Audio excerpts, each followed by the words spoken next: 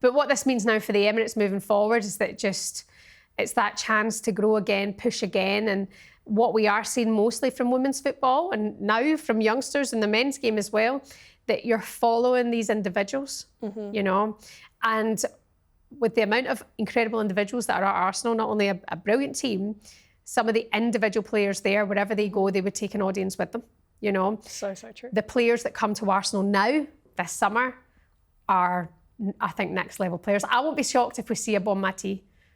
I won't be shocked. Can we if manifest that? Because manifest honestly, away. Yeah. You manifested the Champions League win, and I thought you were off your marbles. So go for well, it. Yeah, BONMATI. No, please, just praying to anyone. Because honestly, I think this summer, what Arsenal did, is they really capitalised on the Euros. They capitalised on the FIFA World Cup with the players there. Because I think there were so many players from different clubs, but you had Beth Mead, Leah Williamson for the Euros.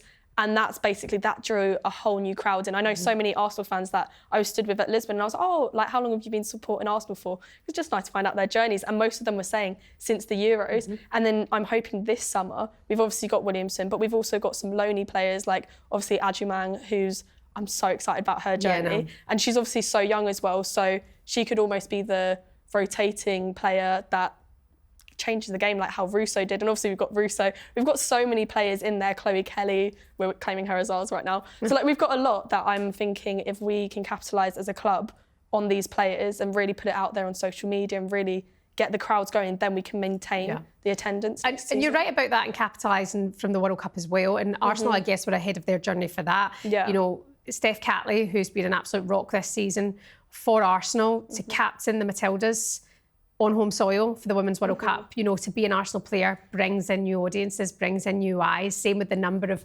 Australian players who represent at Arsenal. Same with McCabe, Republic of Ireland, you know, to be a player that takes your country to their first international tournament, also being an Arsenal player.